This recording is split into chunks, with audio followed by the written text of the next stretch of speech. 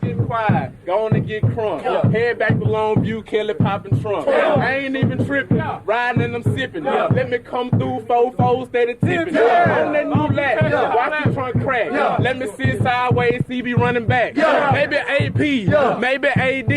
I ain't even tripping cause we some athletes. Messing with Smitty in the summertime. He get pissed if we don't make our time.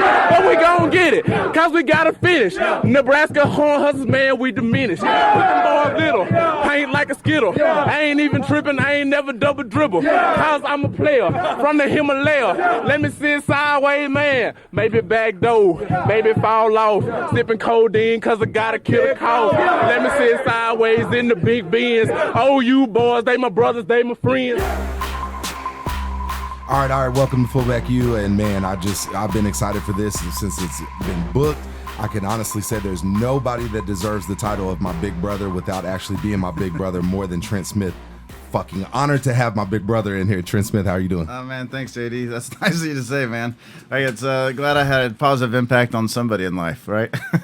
You have more than a positive impact on me. We're going to get into that. Thank you for bringing the cigars. Trent, if you can, just we're going to get to, just tell me where you are now, and we've got to talk about the ed reform that you got going. I'm super excited for everybody to hear that. Tell me where you are now. Yeah, so after my injury-plagued career in the NFL, which wasn't very good, I was, for a long time, what's funny is I was actually embarrassed that I was an NFL football player just because I played not well. I was hurt a lot and all that stuff. But after that, I got into the healthcare side of business. Or the business side of healthcare, have you put that? But had a medical staffing company. Then we got into correctional healthcare, and then about a year ago got into home health and hospice care, and currently running our home health and hospice company over by just on the west side of downtown. So tell me about OK Ed. What do you think? I'm a teacher now, so I have a vested interest in this, but give people a short breakdown of it, and we're going to go through it throughout the show. But again, it's something that I'm as passionate, I feel like, as you are. Yeah, it's, you can't have kids and look at Oklahoma's education system and be happy about it. And, once my eyes were open to like how poorly we're ranked, what our outcomes are, how disproportionate the success rates are between urban and rural, high and low income, I started getting pretty angry. And so I have basically raised my hand and talked to the governor and his staff about it. And, we have some big things we're trying to roll out this next legislative session. But I think once the parents and teachers here are, like you did, once they kind of hear what we're trying to accomplish and, kind of give power back to the parents to make better educational choices for their kids, I think it's going to resonate with a lot of people. Me, again, being in it, just some of the conversations that we've had, it's just been awesome, man. And it's awesome to hear you passionate about something. And I want to tell you that I went through that same thing with the NFL, man. I feel like I let people like you down. I feel like, when I got there, I was supposed to shine and do this whole deal. So injuries happen, but either way, I'm proud of you. I know your ass is proud of me. Before we get back to ed reform, I want to hear about, the Trent that I knew was a senior at OU. I want to hear about the Trent that was at Brink. I'm coaching at Moore West now. I want to hear about Trent Smith that was at my rival school, Brink. Yeah, he was known as the Karate Kid because I was big into Taekwondo back then. And I actually quit Taekwondo. Right. What's funny is I had won a national championship in Taekwondo, Junior Olympics, and all that stuff, and J.K. Chisholm and some other places that I trained. But I wanted to go to school and not be called, because about that time was when the Karate Kid movies were coming out, and I unfortunately had the same hairdo as Daniel LaRusso. I was going to ask if you looked like him when you were a preteen. Yeah, so I got, what's funny to say is like, I kind of got like verbally bullied. I didn't get physically bullied, but I got, because I was big back then too, but I got verbally bullied a lot by my classmates and stuff, and Taekwondo is all about self-defense, so you never like throw the first kick or punch or whatever. So I took all that aggression and frustration out on my teammates at Brink on the football field, and it worked out okay. I mean, I regret two big things in my life, and one is stopping Taekwondo when I had a real opportunity to go and train in Colorado Springs and being part of the '96 Olympic team. And the second is quitting piano. Quit piano around the same time. And I know now that I'm a very persuasive person when I really care or passionate about something, and I'm sure I did that same thing to my parents and finally made them kind of acquiesce and let me out of the Taekwondo and piano thing. But I won't make the same mistake with my son and daughter. So tell me about another big decision that you made, or that your family made, moving to Clinton. Big powerhouse football program. They actually beat Carl Albert the year after I left there. I think you even ragged on us for that. I remember being on the bus on the way home from the movies. Yeah, talking about it. It was a big deal. So tell me about Clinton. How was it? Clinton was amazing. Amazing coach, by the way. And yeah, Mike Lee. Yeah, he's in the Hall of Fame. Mount Rushmore, high school Oklahoma football coaches for sure. The circumstances surrounding our move to Clinton were less than exciting. We were having some hard times as a family, and my grandmother and her dad, my great grandfather, happened to live in Clinton. So I'd grown up going to Clinton, and when kind of the tables of luck turned against us, we moved to Clinton and stayed as a family. And I don't remember really thinking, woe is me, we've lost, whatever. But, the football program out there and the kids in Clinton, really embraced me after I got beat up in the locker room, right? Being the new kid. It's a tough school, man. Yeah, tough kids. They're cut a little different out there. Everyone's got a chip on their shoulder out there, and it's where a lot of mine comes from. And I'm really proud to be from Clinton. But it's where, just like when you were in high school at Carl Albert, you see what it takes to be a champion. I played in 4 state championship games, lost the first 2 to Ada, Brandon Daniels, and those guys, which was tough, but they were just better than we were, straight up. Dude, that was so good. Ada was back in the day. Brian Odom right after them, unbelievable. Yeah, so good. And then we beat Weatherford my junior year for the state title, and Elk City my senior year for state title. Kind of the little I-40 corridor right there. So it worked out. I wouldn't trade those years for anything. What was before you say that, before I ask you about the recruiting process, I played with a few guys at the Clinton teammates at the Oil Bowl. Yeah. I had about 2 or 3 guys, and I was like, man, I wouldn't imagine playing those dudes in high school, especially only being in 4A, college signees, things like that. Tell me about the recruiting process. What was it like for you? Well, first of all, you look at that Oil Bowl jersey, and you got to think, like, the guys who wore that jersey, like, we didn't care where we played or who we were playing against. Like, that is like the worst jersey on the planet. Absolutely. And so, it was just a different era for sure. And looking back now, JD, that was over 20 years ago, man. Oh, man. I just turned 40. Brother. The Mike Gundy. I'm 40. I asked offline, how do you feel? How old do you feel? Yeah, in my mind, I'm still 20 years old, 21 years old. In my Don't let Courtney hear that. Right. And my body is definitely it's tracking about the same as my age. Yeah, for sure. That's awesome. Well, recruiting process. Yeah. So I got my first full ride offer from Stanford in the last day of school, my sophomore year of high school, and I don't know how anyone can really be immune to this, no matter how good your parents are, but it very quickly went to my head, and Coach Lee had to slap me back down a few notches and get me back to where I needed to be mentally, and really had to be humbled, honestly. And so I gave him a lot of credit for that. But the recruiting process for me, like, my dream as a child was always to play football at OU. Ever since I started playing football in 3rd grade.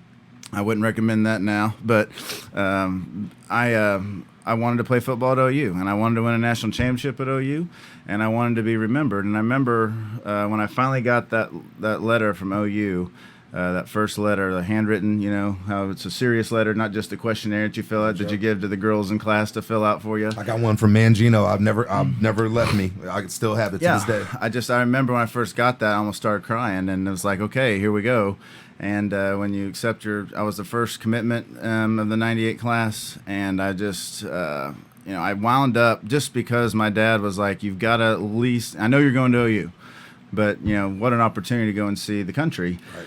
And so I had all 5 visits scheduled. I don't remember how many offers I got, a lot, but I wound up taking one trip to Notre Dame just because, I was like, I'm a big tradition guy, winning ways and like long histories and all that stuff. So I wanted to see what that was all about. And so I go there, and I remember I sent a postcard to Coach Blake from South Bend just saying, don't worry, it's too cold up here for me, or something like that. That's awesome. Yeah. So I got back, and they were nervous, I'm sure, but I never ever wavered in my commitment to OU. I remember the first time after I'd committed to OU, Texas called and wanted to know what they could do to get back in the picture, and I just said, I'm going to OU, and I'm an Oklahoma kid, and we'll be seeing you. And I never heard from Texas again after that. Miami, I told them that I don't think I could look my granddad, if he were still alive, in the eye and tell him that I took a recruiting trip to Miami, because Miami's where OU goes to beat Miami in the Orange Bowl.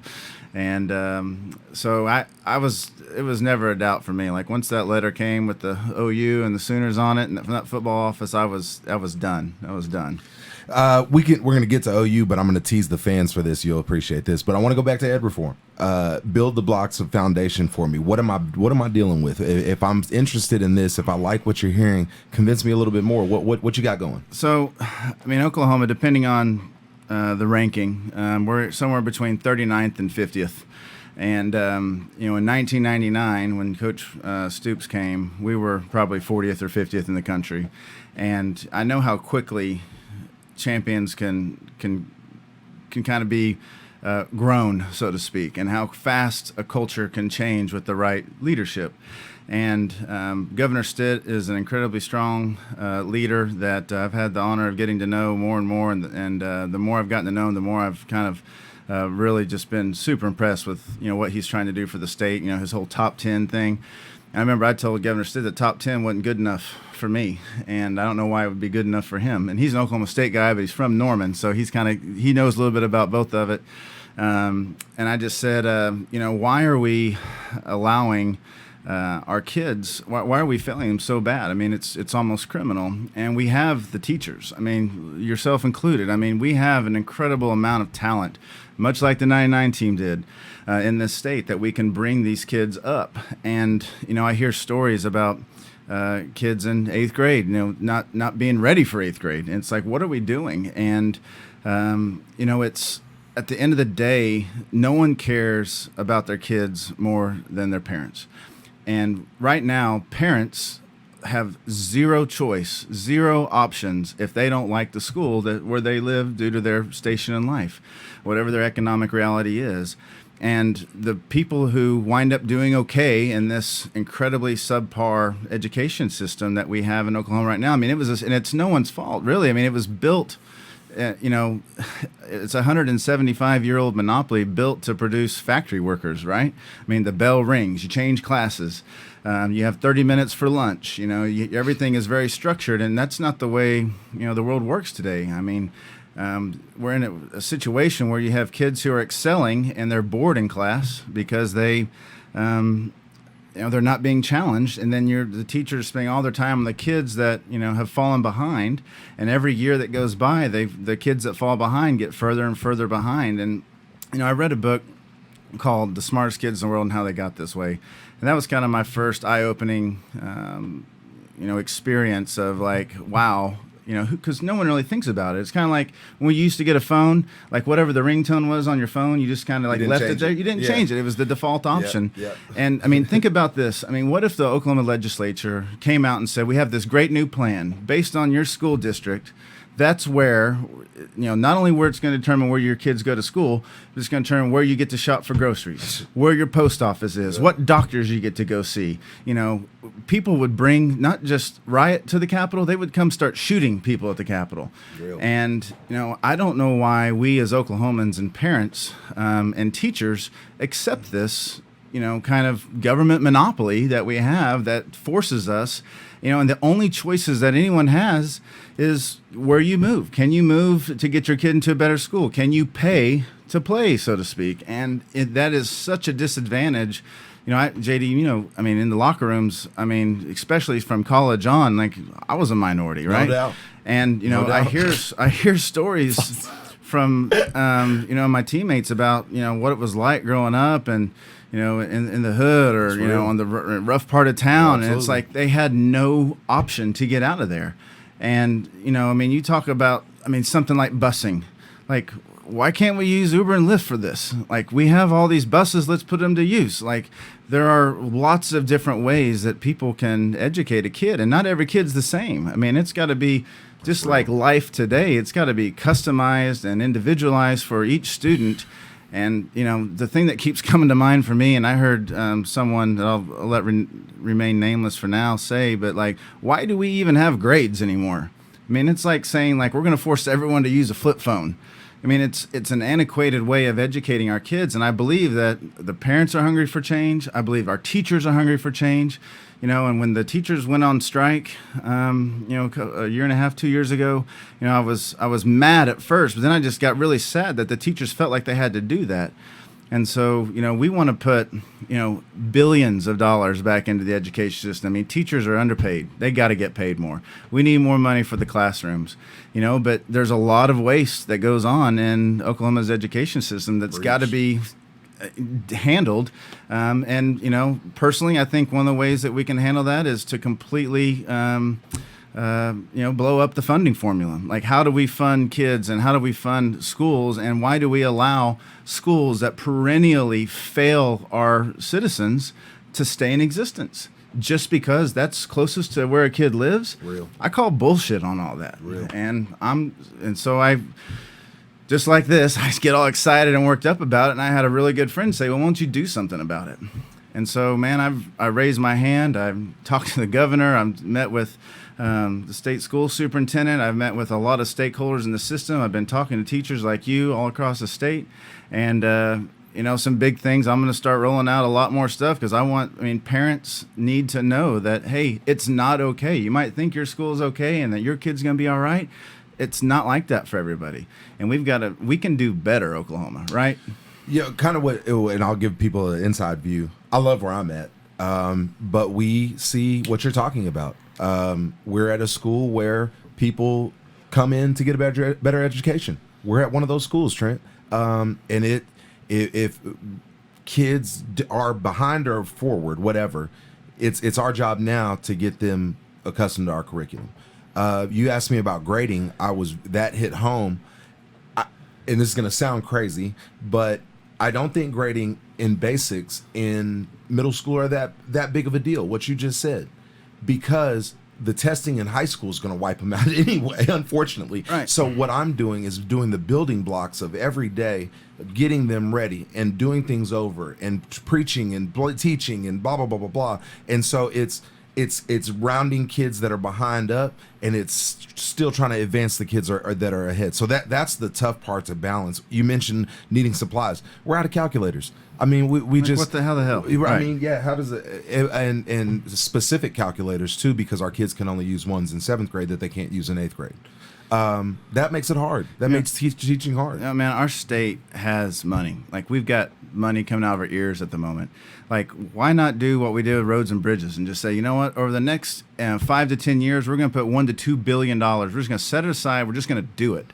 Put it in there. Because what I heard when the teachers went on strike, which I know was largely orchestrated by the teachers unions and all that stuff, but what I kept hearing the teachers say is, like, give us the resources we need to help these kids. And, as a teacher, you don't really get involved in the politics of it. I know a lot of them have tried, and, a lot of them were successful in it. And, man, I stand with them. Let's get you the resources. But what I never heard the establishment saying is anything other than how this is going to help adults. I don't care what the reform looks like, but it's got to have, if you think about it, I'm a businessman. From a business perspective, who's the customer when it comes to public education? It's the student. And what are the profits? Well, it's outcomes. And so how do we serve our customer better and help them achieve higher profitability, higher outcomes? And by doing here, all I know is this, JD, I'm no education expert and don't claim to be, but I know what we're doing isn't working, and it's not good enough for me, and it shouldn't be good enough for you or for any of the Oklahoma parents out there listening to me right now. So let's change something. Let's get something done, because what's the worst case scenario? We go from 48th to 49th. I mean, we're already terrible. Like, what's the big risk here? Like, what's everyone so afraid of? Yeah. Let's take a swing, and it's going to require legislators and the governor and people to stand up and be brave and not be afraid of this establishment. They've got tons of money, and they're going to come at you. Every time any major reform has tried to take place anywhere in the country, the unions and all this stuff come after and say, oh, this is how it's going to harm kids. This is how it's going to hurt kids. It's like, you know what? We're already hurting and harming kids. Why are we standing for this now? And it's just, I have a lot of examples just personally that I won't get into, but man, it's not good enough for me, and it shouldn't be good enough for you, and it certainly shouldn't be good enough for the rest of Oklahoma. We'll get into it. We can go and we'll get into the game planning of it a little bit later. You mentioned earlier, going back to football, you mentioned earlier John Blake. Everybody wants to hear, what that was like. Everybody says you guys won a national championship with Bob Stoops, but with John Blake's recruits. What was it like under Blake? What was the transition like? And then obviously I know it, Bob, but I want to hear about Blake and what his program was like in the transition. So everyone knows this. John Blake's an incredibly gifted recruiter. He's one of the best humans on the planet. He's an incredible man, and I love John Blake. But, you got to be real. What was really happening? At that time when I came in 98, our facilities were completely dilapidated. We were working out in, it was awful. We were working out in like temporary buildings, and it was awful. There was staph infection on the floor and the indoor. It was bad.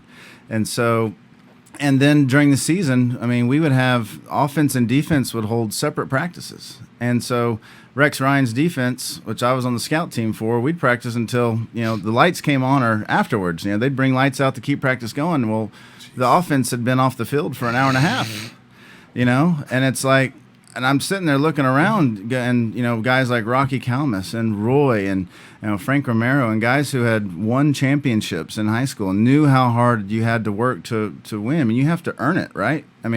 Price has got to be paid, before that the fruit comes. And it wasn't a championship atmosphere. It was a friendly atmosphere. It was a lot of fun. We hang out in the coach's office and all stuff, but it wasn't about winning. And when you play football at OU, it's got to be about winning. And so, unfortunately, Castiglione was hired by the regents and the president Bourne at that time, and the whole culture started to change. And then, of course, he brought Bob in. So, and a lot of guys weren't ready for that, and I deal with it in business now. Like this, a lot of people just want that paycheck and they don't want to put in the work. Oh, you mean I got to show up early? Yeah. You mean I got to stay late? Right. Oh, you got to what? Yeah. So it's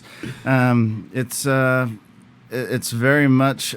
What's funny is I don't want to beat a dead horse, but there's so many parallels to that and what we're doing in education right now. But anyway, it's again, love John Blake and that coaching staff, but it wasn't what OU deserved. It wasn't what the people who follow the University of Oklahoma wanted, and it certainly wasn't why I came to OU. Yeah. You mentioned the transition. Part of that was Coach Hayes became your coach, I'm imagining. Right. So we could do a whole segment just on his accent and his voice and everything.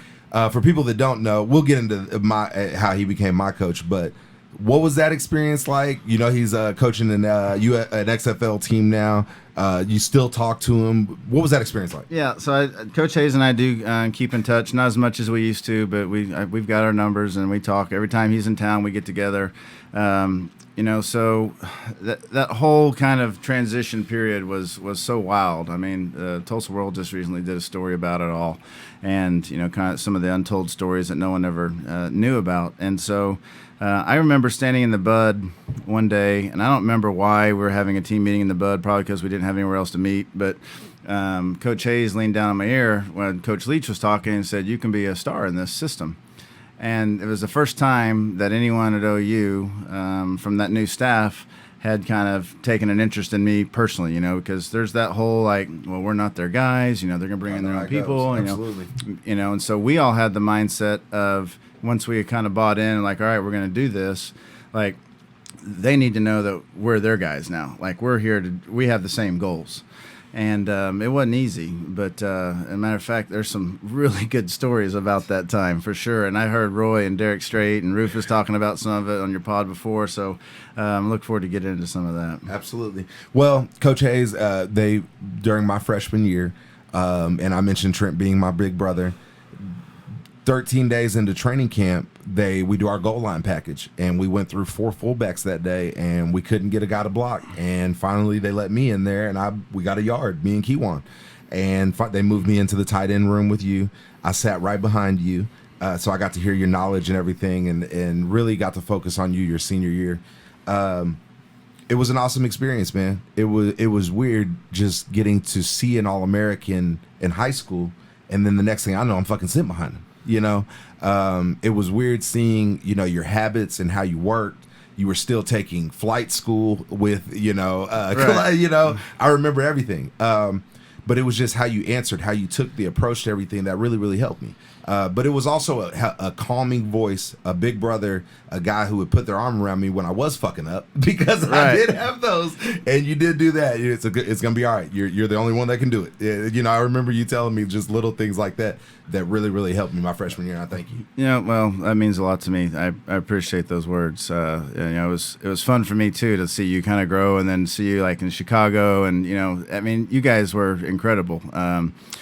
So one of the things that Coach Hayes always did that I didn't realize until later is, he treated us the way that he saw us, not as how we were. And, to a large degree, the whole coaching staff did that, when Bob came in. They saw what we could become. They saw the finished statue, And not we're just there a slab. You had to be there now. Yeah. You were there now. Yeah. Even though you're 75% of what you're going to be, Yeah. you have to be that now. Yeah, You're and right. so they put that expectation on us day one.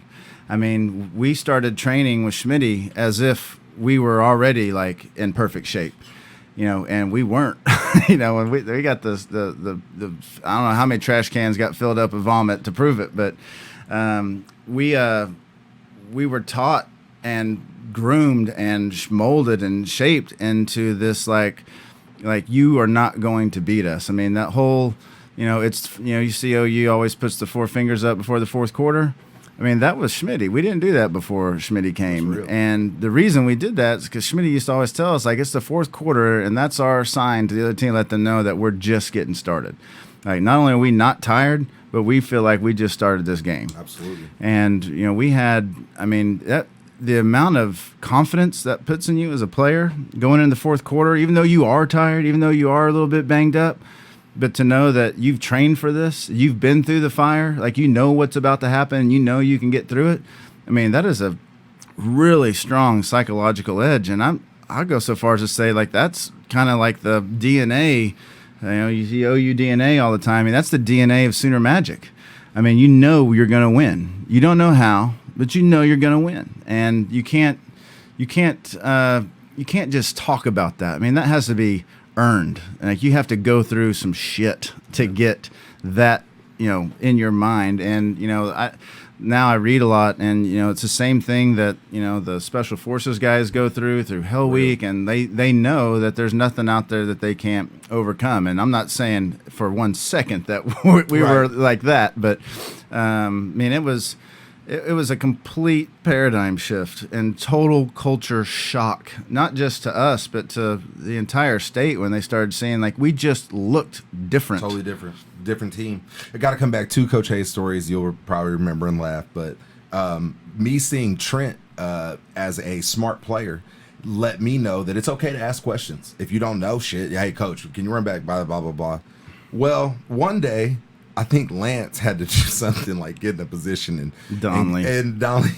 And Coach Hayes says, yeah, you're all cattywampus. You need to blah, blah, blah, blah, blah. And I'm like, I don't want to miss that. I don't know what fucking cattywampus Right. means. And so I'm like, coach, and you know, Brad, he's 6'7", 280 pounds, and he's fucking sitting in this chair. I'm like, coach, I don't know what's cattywampus mean. Right. Your body's all unorthodox. You're discombobulated and shit. Yeah, you know exactly. I mean, so you're like, okay, whatever you mean. So then he got on Donnelly again. Donnelly's backside cutting somebody off, and he had the play before, you know, Coach Hayes, like, if you mess up one play, that was one thing, and he was on your ass, but it wasn't gonna be bad. But if you mess up like 2 plays in a row, and the shit just like fucking builds up. Right. And so it was 2 plays in a row, and God damn it, Lance, you cut like old people fuck. And I'm like, did he? Yeah. Is that old people? And then finally I got it, and it made it. See, I'm thinking he's like, you cut like old people. Like, fuck, you cut like old people. No. No, he was saying you lay on the ground and cut like old people. Yeah, he's Coach Hayes. He was a very unknown linguist. He had an incredible vocabulary that not a lot of people knew that about Coach Hayes, but he had some of the best sayings, man.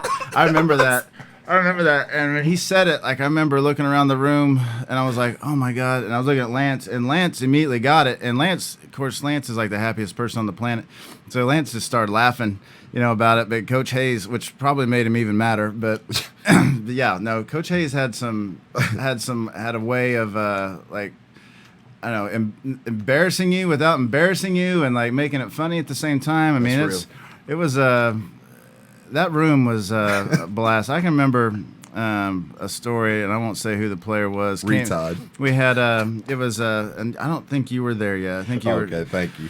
But we were in the meeting room as the captains. It was definitely not when you were there, because I wasn't a captain. The captain decided that we needed to come in and watch film at 5 a.m. And I want to say it was like Texas Week or something like that. So we're in there in the meeting room, 5 a.m. You know, we got school that day. You know, we got to go to class still. We got practice in the afternoon. We're there at 5 a.m. watching film. And a guy come walking in about 15 minutes late. Oh. And Coach Hayes had the clicker in his hand, and he's sitting there, and he's flipping through the channels, and this guy walks in. He goes, oh, that's a fine. You're going to pay for that with a fine. Because he was just like NFL, right? Like, you're late, fine. You're getting fined, and move on. You know, and college, getting fined meant, you know, you're on Stairmaster with Schmitty for a while. And so you're getting fined, and then a couple plays go by. He didn't say anything, and he pauses it, and he looked at him and goes, "Why were you late?" And this guy goes, "Man, Coach, there was this girl, and you know, I had to do what I had to do." And Coach Hayes, and this is so vulgar, but Coach Hayes just looked, and he goes, "Well, he's undefeated," and just kept going. And we all just like sat there like, oh my God, did he really just say that? Like, and so it was, I mean, it was like vulgar and funny, but like in the moment it was, I don't know. Like I'm embarrassed to even say that now, like with kids, but like man, like that was. I'm about to tag Michael Hawkins. He walks into a special teams meeting at 159. And you know, Hawk's pissed off because he's not starting. You know, he's only sitting behind Andre Wolf, fucking Derek Strait. Right. Walks in at 159. He walks in. She said, "Coach Hayes, what time's the meeting, Hawk?" 2 o'clock. Well, get your ass in here on time. Right. You know, I mean, it was just so fast with it. Oh my God. 5 minutes early is on time. You know, 4 minutes early is you're late. That's awesome. the way We that go worked. on. I want to tell one more story about Coach Hayes, and it'll lead me into your Rose Bowl experience. I started realizing I was going to miss your ass. Like, oh, man. No, seriously. I started realizing, because you kind of, like, during the bowl game, I mean, you were a senior. I wasn't fucking hanging out with you. I was 18. I tried dip out in L.A. That was what I was doing in the hotel, fucking trying to not throw up in my bathtub. Jacob Rice was my roommate, so he made me do it. So that's what I did. But during that, you're probably going to remember that. So I want to know about your Rose Bowl experience and your transition and that whole deal. But you may remember that Donnelly was coming back from the hurt ankle. You had caught the touchdown, the pass 26 touchdown in the Big 12 championship. Mm-hmm. Me and you celebrated. Awesome picture. But I played a lot that game because Donnelly had sprained his ankle that game. Well, Coach Hayes was going to let him come in and do a lot of the things we were doing out of the split backs and everything. And I didn't understand it as an 18-year-old freshman. Now I do. I mean, he was a guy that had proved it. We're about to go play a big team. They had the damn long player that had won the damn Outland or some shit like that. We were trying to run a Lamb scheme and shit. I'm 5'11". Anyway, he tried to move him back in. It got my feelings hurt, but then I also realized at that point, seeing that you were leaving, that the time was going to run out. We got to meet Christian Okoye. Hey, Church, that was hilarious in meetings. Rose Bowl, you leaving, the transition. Tell me about it. So I remember, as a child, wanting to play football at OU and do what we actually accomplished. Like, that was like the first time in my life that I really like had set my mind to a goal and like a feeling. I remember like, and going back to like the recruiting process, I came home and showed my dad that OU letter, and Dad said, "Son, you and the boys that sign on this team, I don't know what's going to happen, but you will be a state asset forever." That's real. And he goes, "And you'll be a hero." And we were reading some book in school. I don't remember what it was, but there was a line in the book that said, "Heroes die, but legends live forever." And I told my dad, as an 18-year-old kid, 17 or whatever at the time, I remember telling my dad, like, "Dad, I don't want to be a hero. I want to be a legend. Legends never die." And that became my goal. It's like, when I go to OU, I want to be a legend. Like, I want to be remembered forever for what we did here, and I got to carry myself a certain way. I got to work a certain way. Like, I have 4, maybe 5 years at this place to, for people to remember me the rest of my life. And, businessmen who, never really were known before they made money, you see them like Boone Pickens, they're trying to create this legacy, this legend of themselves, and some are successful and some are not. And the older you get, the more that becomes, important to a man, I think. And so as a kid, I wanted to be a legend at OU. So fast forward to the Rose Bowl, I knew it was my last game, and I was really emotional about it. And I remember standing on the field before the captain. All the captains were standing on the sideline, and we're getting ready to walk out. I remember just taking a second and just looking around and thinking, I never want to forget this moment. This one moment right here, standing here with my brothers, however many, 80,000, whatever, people in the stands. Last game at OU, and the first time OU's ever been at the Rose Bowl, another first. Like, I want to remember this forever. And yeah, we wanted to be playing for the national championship. It didn't work out, but I'm never going to forget this. And so, I can assure you that feeling went both ways. Like, I tried to take it all in and be very present my entire OU career, and remember, all of the fun and all the stories. And it's so fun. Like, I'm so happy that you're doing this podcast, because all the guys that come back on, like, they say stuff and tell stories about things that I'd forgotten about. Memory's a funny thing. So it's I really appreciate you doing this. No doubt. I'm, again, honored to have you, and I know part of it you were sad to go, but probably happy to not see Schmitty anymore. By the time I graduated, I hated Schmitty. Like, I from day one, just like respected him, but I did not ever want to see him out, like, anywhere. Like, I only wanted to see him like inside the indoor in the weight room. Like, that was the only time, and I knew why. He wanted, and there's some immaturity in that. Like, I never understood why. He would always get mad at me. Like, I'd lead the group, I'd get the times, and then it was nothing was ever good enough. The whole for group Schmitty. wasn't good enough, so it's on you, big dog. Yeah, and looking back, like, man, what a way! Like, that's just an insane way to train leaders, right? So. That's real, though, man. And I remember my senior year in the summer, before my senior year, I finally got the courage to bark back at him. I was never the guy that talked back, or complained, or just like, okay, I'm going to do it. I'm the kind of guy that responded to really hard coaching. And so finally that summer, I was like, Schmitty, what do you want me to do, man? Like, I beat the time by 2 seconds. I'm winning the group. Like, I'm here every day. Like, what do you want? And he goes, he just looked at me, he goes, Trent, you're with the wide receivers now.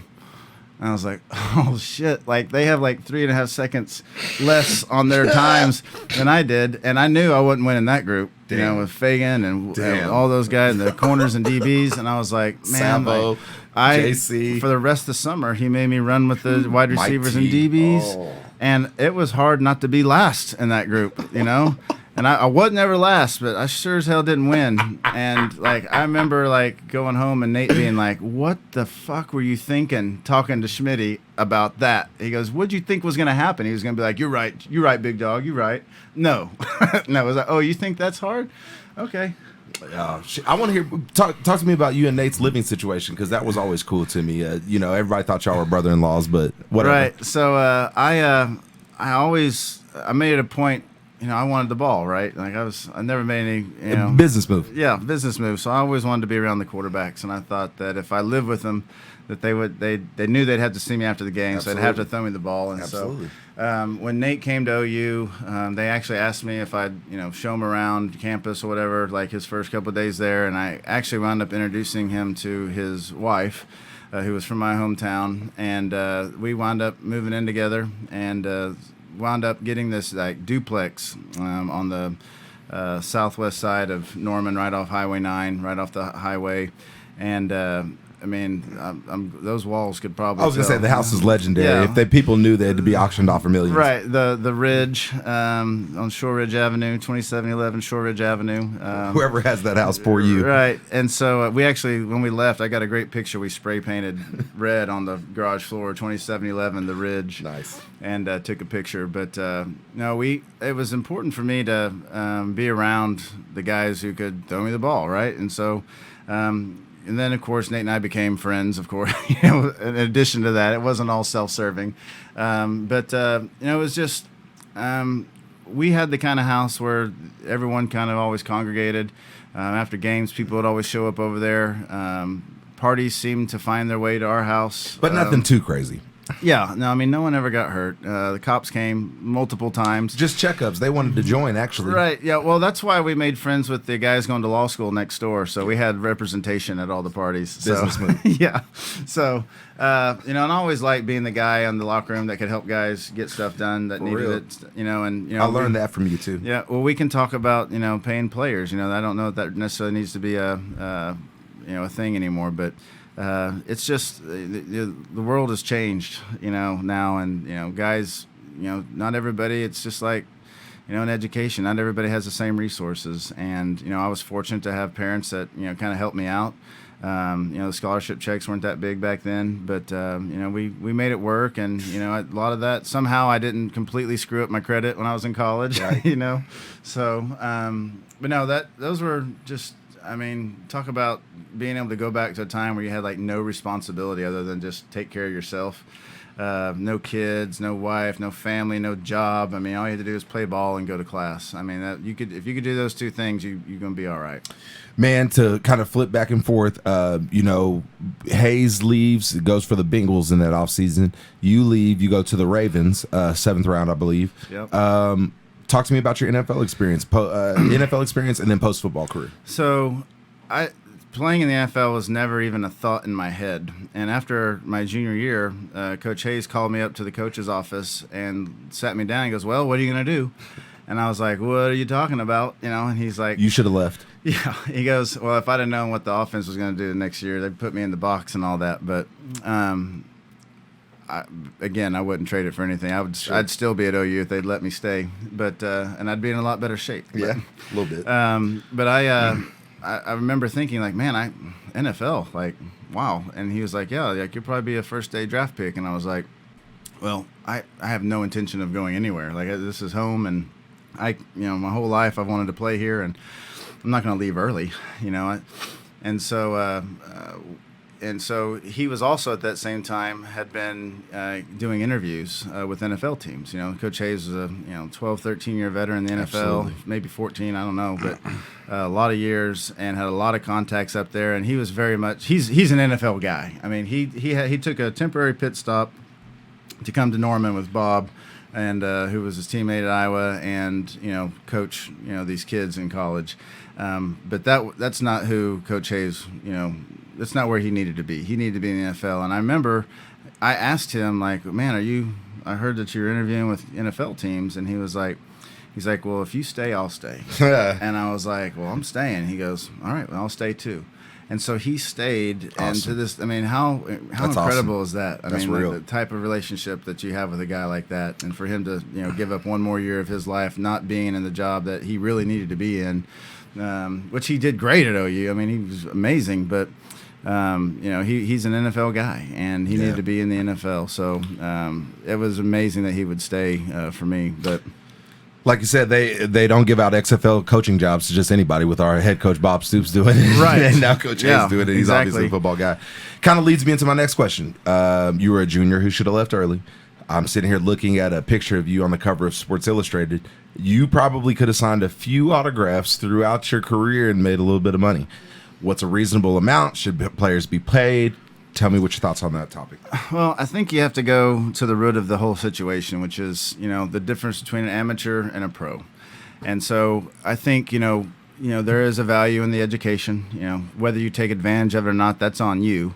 Mm-hmm. But at the same time, like you're, kind of selling yourself to this institution, the NCAA, the university, the whole machine that is. I mean, now you look at it and you know that, we care about the players and the outcomes are important, but it's not why these things happen for fundraising and for building buildings and all these things. And the football team is one of the things that helps get that done. And that's not good or bad. It's just, that's just the way it is. That's life. And so for a kid coming into college, you're not a pro player yet. Right. You got to earn that. And so do I think kids should be able to profit off their name and likeness while they're an amateur? I don't.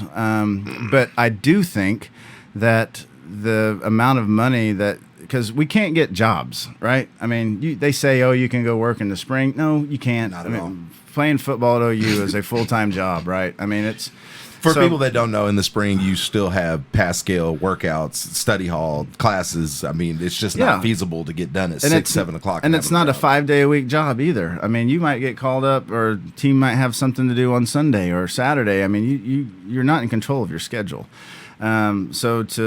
And then the only time you can work is in the summertime, and you're so beat up after a 4-hour workout with Schmitty, you can't do nothing. And so, and I sold cars in the summer, and, thankfully I was decent at it. I didn't get the Bomar deal or Romar deal or whatever, but, that was, and even back in, the early 2000s, like that kind of stuff had by and large been squashed. That's why OU went into that dark stage for 15 years, because guys were getting cars and, no-show jobs, where they're getting paid lots of money. And so, there was very much a stigma and a aura around what are you going to do for work in the summertime? And Coach Merv get us jobs if we wanted one, and then some guys were fortunate enough not to have to work, but it's no different than regular life. Some people have to work 2 jobs. I keep going back to Oklahoma Ed.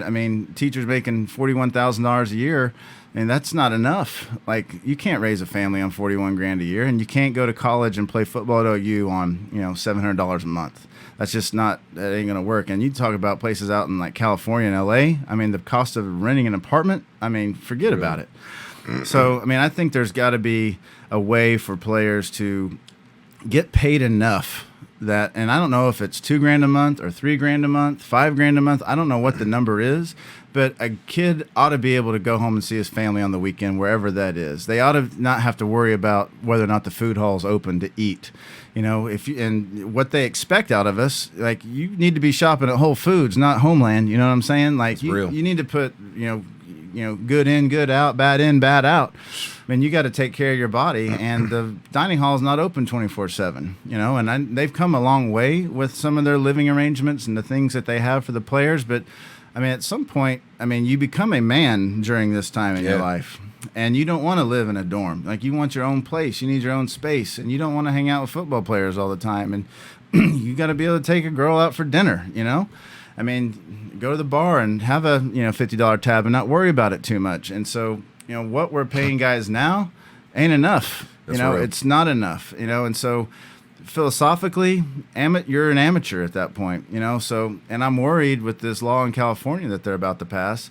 What happens if the NCAA is okay, you're going to do that, then you're not in the NCAA anymore. What happens to the whole game? I have a lot of concerns and fears about that, because college football, what makes it so special is how pure it is, right? And you start tinkering with that, and I worry that it's going to, ruin the game, so to speak. I'm with you on quite a few things. I think my thing, Trent, is I don't think the schools should have to pay him. I'm not big on that. But I just think you should be able to go out. If you got on the cover of Sports Illustrated, brother, I think you should be able to go to a car dealership and do some autograph signings. I mean, I think that's fairly reasonable that your picture, that you can go sign your picture because you just scored on Texas and threw the damn horns down. So, I mean, there's kind of like, I mean, it's a fine line, a slippery slope. I mean, what's to say that, you don't start getting a trading card deal with Topps? Now you got to, go to the school what's going to give you the best trading card deal with Topps, because the school's going to be in the middle of it. Sure, you can get a license. People, that's where I would, if I'm in the school, I'd jump all over having the kids license and taking the percentage off top, because that's what's the holdup, if you ask me. I mean, and then you get into the whole like haves and have-nots, which there's already a pretty big disparity between like the top 10, 15 programs in the country and the rest. Alabama, Texas, they ain't going nowhere. Yeah, Penn exactly. State. And so, I mean, you kind of you could kind of kill the whole like magic that is college football by doing that. So, I mean, I'm a capitalist, like pure and through. Like, I think capitalism works. I think socialism sucks. I've read the books. I know it doesn't work. But to, I don't know. I mean, it's just such a fine line between how does that affect recruiting? Like, well, this school over here said they're going to give me, this, you're going to give me this. It just becomes a bidding war, an auction for like the top players. And, to be honest, like looking back, there's not an 18-year-old kid on the planet that's ready for that type of like decision making. Oh, who got the most money? Yeah. Oh, yeah, you got the most money. I'm going there. Yeah. And then what happens in the locker room between the guys that are stars and the guys that you aren't? got paid more? Well, yeah, I got paid less. Well, I'm pissed off. So yeah. I mean, it creates so many problems. So, I mean, I feel sorry for the guys that don't have it, and guys like, I don't know, Adrian Peterson. I mean, the guy would have made millions of dollars in college. But is that fair to, the guy who's a walk-on on the team that's working just as hard, because he's not good enough? And, capitalism would say, yeah, I mean, he's providing more value. He should get paid more, but it's, at the end of the day, I think you have to draw the line but what does amateur mean? And, and I think there's a happy medium there somewhere. I think there's a deal that needs to be made. I know what we're doing now isn't good enough, but I don't think going full-blown, and I don't know, maybe you put limits on it. I mean, there's a million ways it could go, but at the end of the day, guys need to be able to fly home and see their family. They need to be able to afford to put gas in their car. They got to be able to eat, and they got to be able to eat healthy, and that's not cheap stuff. Let's finish reform. Convince me on it. I mean, you've got the building blocks down. I know a few things. What are the key points I'm missing? Again, if I'm somebody who wants to help out, how do I help out? How do I contact you? That whole deal. Sure. So I just joined Twitter, so you can hit me up on Twitter if you're interested in participating in the conversation. Like I said, I have talked with the governor's office and his senior staff quite a bit. So the biggest problem we have right now is that districts are guaranteed funding, and it doesn't matter how good they are. And I think you have to put some type of like outcome expectation on schools. Like you've got to be providing a good product. You've got to be giving our customers good service. And the way that we do that now is through districts. And so my thought, this is all me, is I think that you take the funding mechanism and you put all those dollars in a bucket and you divide it out equally amongst all the kids. And you weight it for things like, rural versus, because it costs more to educate kids in rural Oklahoma. They don't have the resources. It costs more to educate kids with learning disabilities.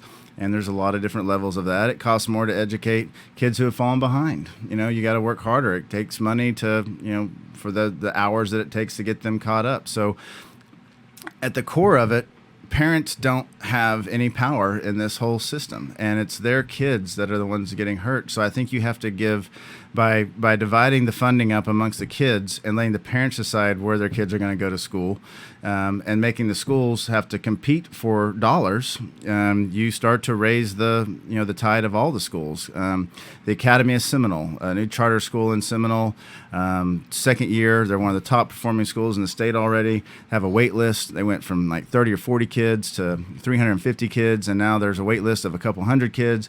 And 10%, and they don't get the same funding. They're doing it on less dollars than the Seminole Public Schools. So it is possible. It is possible. I mean, don't tell me that just because a kid doesn't have a good home life, or a kid doesn't have any money, that they can't learn. Don't tell me that. I refuse to accept that. It'd be like Coach Stoops coming in and saying, "Well, you guys have been losers for 12 years. You're not capable of winning, so we're just going to forget about you." Like, no, that's BS. Like, I disagree with everything that's inside of me.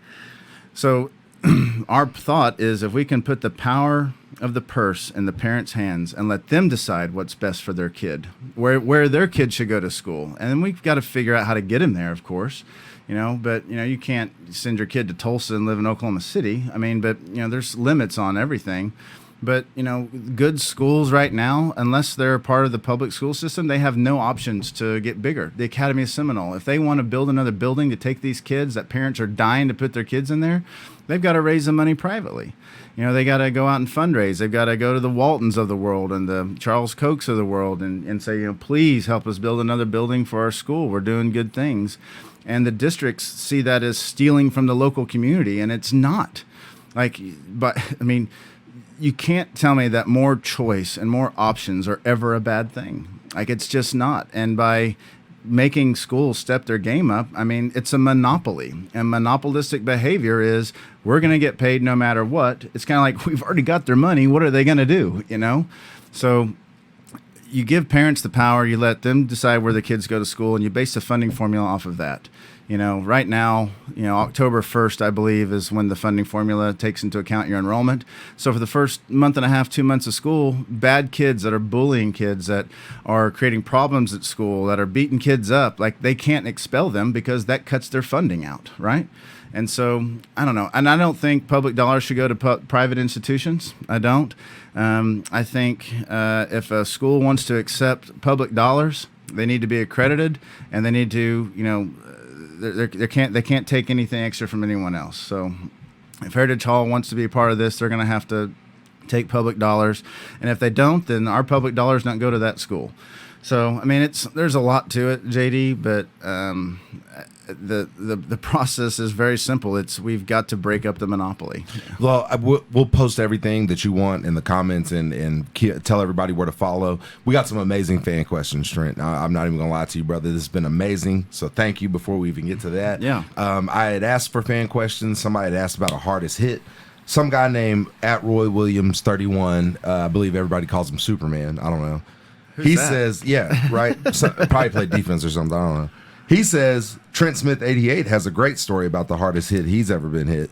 Another question to ask him during the podcast. So yeah, what's he talking about? Yeah, so I'll give Roy a shout out here. Roy's one of my boys. We hang out even to this day.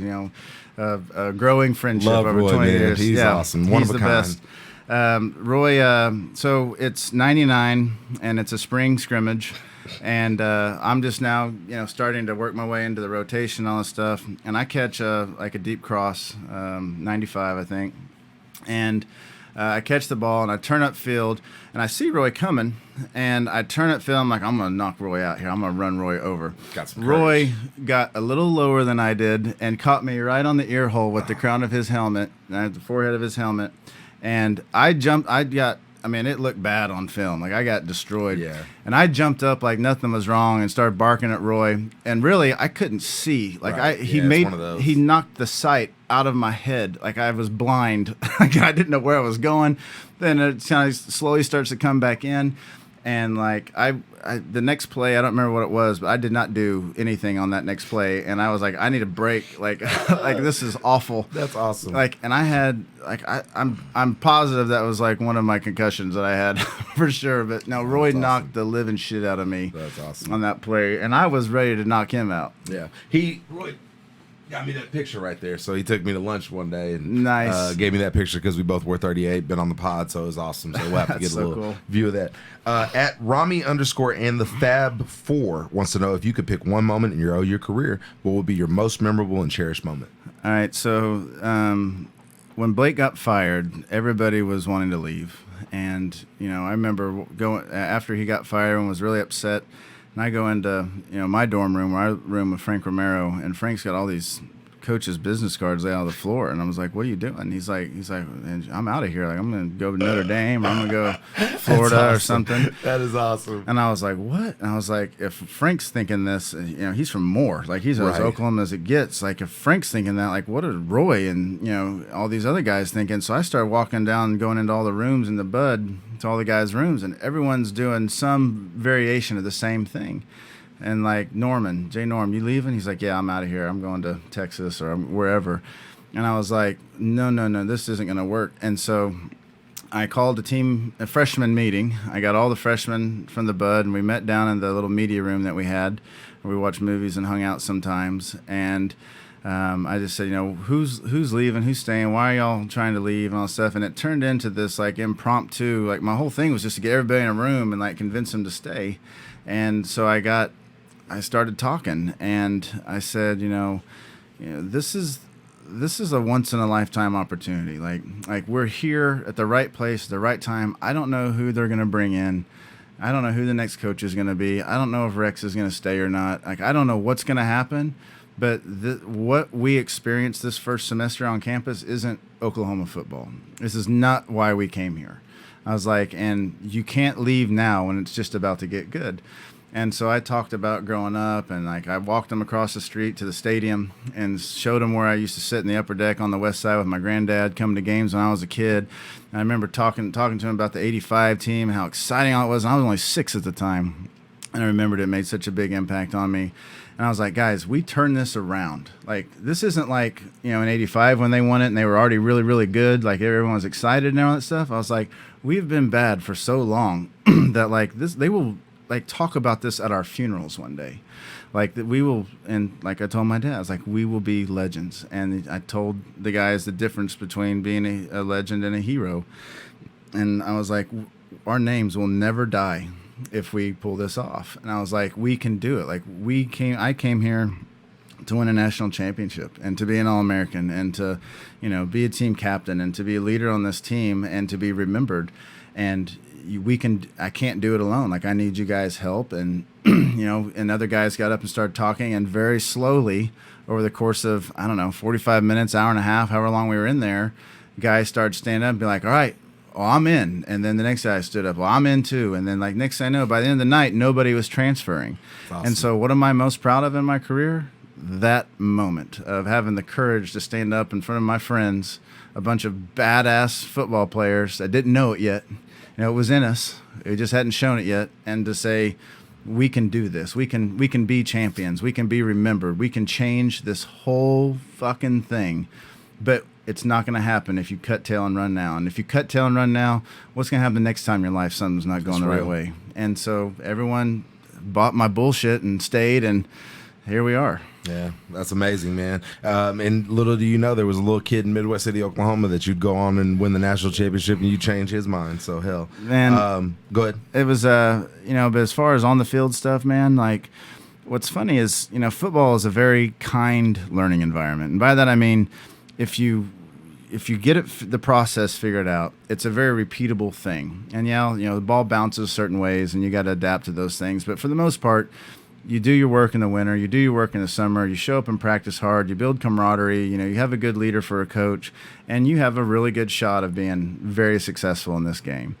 And so people always say like, oh, winning the national championship must have been like the biggest thing. And my answer to all is like, yeah, it was clearly amazing. But I remember standing on the field, literally oranges raining down, confetti going off, hypels on guys' shoulders, like we're all celebrating. And I had the thought like, well, now what?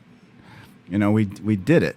Now what do we do? And the only thing I could come up with was like, well, let's just go do it again next year. Again. Yeah, and and unfortunately, that's not how life is. Like in life, there's never an end. Like the painting's never finished. Like you have to keep chopping wood every day to get to a higher level. And I tell people this all the time. Like I am constantly embarrassed of who I was yesterday.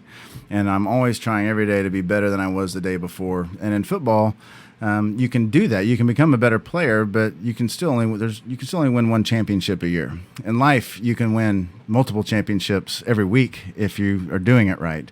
And I try to tell young kids when I talk to them all the time, like it's like there's football is a great incubator for leadership and for learning how to deal with adversity. But when you take the pads off one day, and we all do, like, life is fucking hard, and you've got to know how to overcome those obstacles and constantly be climbing that ladder, because if you stop, life is going to pass you by. That's real. At Doyle Coleman 4 wants to know, how do you think you and JD would have done, would like to play for Coach Riley? What kind of numbers do you think you would have put up? And do you stay in touch with the Sooners now that Stoops has moved on? So I'm sure we would have done just fine in Riley's offense. The amount of guys that get to touch the ball every game is astounding. And to have guys that still get 9, 10, 12, 13 touches a game is crazy.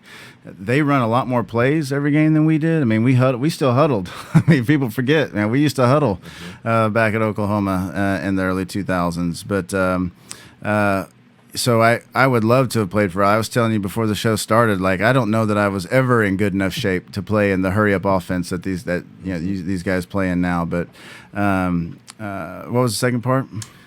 He asked, now that Stoops is gone, have you talked to him? Yeah, so I see Bob at functions and events and stuff, and he's always incredibly kind and nice and welcoming, and I think he remembers us just as fondly as we remember him, and I'm proud of him, and hope he has a lot of success doing whatever he wants. And if he coaches college again, great. If he doesn't, that's fine. I know that the time that we had together was very special to me, and it was to all the guys. A few more. At Hemsley 5479 wants to know, what was the one point you knew when you had made it, a certain game, practice, camp, etc.? Wow. I don't know that we ever had the thought like, oh, we've made it, other than obviously winning the title. But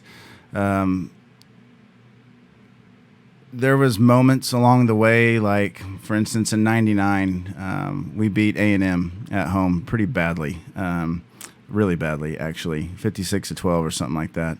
And I remember after that game thinking, like, oh man, like, we're actually starting to do this, because A&M was ranked 10 or 12 or 15, something like that. And it was like, we can do this. I remember being up on Notre Dame 30-14, and how disappointing that was to not be able to close that out. And then one of the stories I like to tell is when the schedule came out the summer of 2000, before that season, I remember looking at it and running into the living room like, Nate, look at this. Like, here's the schedule. And he's like, oh, yeah, that's great.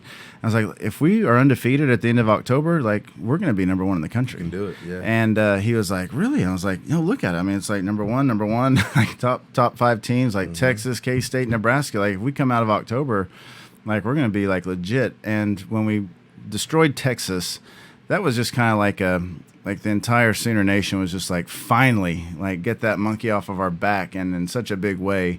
And then winning at K-State was just, I mean, that was one of the hardest fought games I've ever been in my life.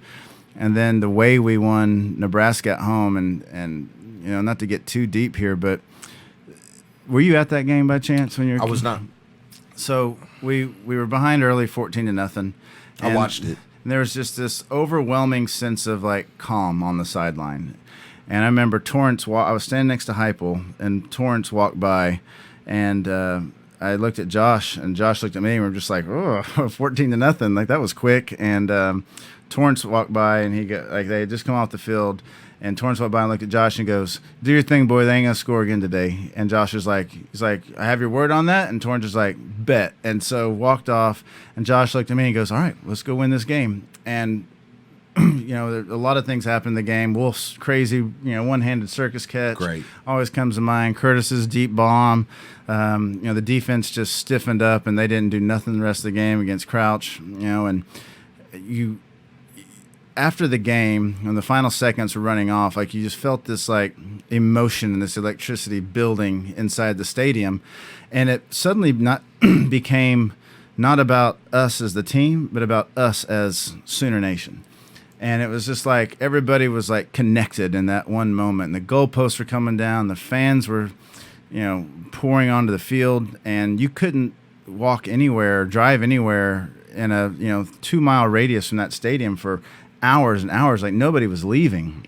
And it didn't dawn on me until years later, but like that feeling of won and of success and of winning and of accomplishing something is like, that's a feeling that people search for their entire lives. And it's so fleeting and it's so rare, which is what makes it so special. But, you know, that's a pretty good one as far as moments go to remember, like, you know, that just, I've not experienced it since. I mean, it was just pure magic is the only way to describe it. I believe it. At Boomer 1969-1 wants to know your first full Schmitty workout story. So I remember it vividly. It was early, 5:30 or something like that in the morning. We had never met Schmitty other than just a quick team meeting where he introduced the coaches. We hadn't had many team meetings at that point. I mean, it was very, very new. And we show up and we go through this workout. And we didn't stretch. We just got after it. And Schmitty was screaming and yelling, and it was hard. It was really hard. And he calls us up after about 30, 40 minutes or whatever it was, and says, first time we'd ever done the kicks over the hurdles or like the foot lat. I mean, all that stuff. It was the first time ever at OU for that stuff to be there. And guys were dying. Like, think about it, JD. We hadn't played a game. Our season was over with before Thanksgiving in '98. Like, that's how bad we were. Like, 5-6, season over, Thanksgiving dinner hadn't even been served. And then Blake gets fired shortly thereafter, and we did not have, the only person that had any influence on us from an authoritative standpoint was Coach Merv. That was it. Merv and the entire team. And you know those guys, Ghana Joseph and Ante Jones, people were going crazy. And we were shooting people off of their bikes with water balloons as they drove by the bud. I mean, we were completely unhinged and just emotionally illiterate, like children at that point, and thinking we were, you know, big and bad because we played football at OU. But we show up for that first workout. We do this, you know, thing with Schmitty. He calls us up, and we start stretching, and we think man, that was insane. If it's going to be like this all winter, like, we're in trouble. Like, we would start buckling down. And then he said the magic words, "Let's get started." That's it. And that was just the warm-up. And we realized that we had just warmed up. And we're like, oh, shit. And we went on, and it became known as giving it up for Big Red. I mean, there were trash cans all around the indoor, that crappy indoor. And, I mean, guys would just stop and puke. And, I mean, it was like a mass exodus. Like, I don't know how many guys quit that first day, but it was more than a few. Yeah, I believe it. Just the door slamming behind him, like, oh, my God. But at the same time, me and along with, you know, Roy and guys like Rocky and Frank that were there, I mean, we knew, like, yeah, this is how you do this. Yep. And so while we were in the process of trying not to die and vomit, we also had this, like, inner peace that, like, we made the right decision. No doubt. At 44 DMJ, last one has been amazing. Wants to know who was the scariest dude in OU's locker room. So Torrance is pretty scary. We had a bunch of big guys, but my favorite story, so I would say Dan Cody. So his, are you guys the same age? Is he? Dan's a few years older, but great friends of mine. We texted yesterday. So Dan was a tight end at first, and he was terrible. Good move to the D line for him, but we were in the locker room after a 2-a-day practice, and I was bleeding. My arm was cut or something, and Dan was standing there, and he was a freshman, and he was, I don't know, he did something to irritate me, and so I started wiping blood on his chest. And he kept telling me, "Trent, you really need to stop that." I was like, "What are you going to do, Dan? What are you going to do?" Like, I was like trying to assert myself, and out of nowhere, he just slugs me, like catches me like right here with all of his might. And I didn't go down, but it staggered me back for a second, and he immediately started apologizing, saying he's trying to hit me in the chest, and Torrance is over there going like, "I can't believe his ass ain't knocked out!" Like, he's all this stuff. Like, my jaw hurt for a week. And that was the last time I ever rubbed anything on Dan Cody or messed with him at all. Dan's eyes, just, there's something wrong with his eyes, like, back then. Like, it's calmed down since then. He's got normal eyes now, but Dan had crazy eyes, man. Like, something was just, and Dvorak, yeah. Dusty doesn't have it anymore either. He's straightened up, but both of those guys just had like something. They were just, you look at him, you just go, something ain't right with this boy. Like, you don't want to I don't know what's under there, but I don't want to lift the covers up and find out. No doubt. Brad just sent me a tweet. He wants to know your favorite ice cream flavor. My favorite ice cream flavor? Brahms chocolate chip. Oh, amazing. I'm the cookie dough. Cookie dough's, guy. yeah. Cookie dough's good too. Well, hell, man, we've got to just go ahead and plan a part 2. It's been absolutely fucking awesome, Trent. Love you, just for everything you do, everything you stand for, brother. Sure, could not have asked for a better big brother to lead me through OU. Don't owe anybody more of my success as a player at OU. You know, and I mean that shit.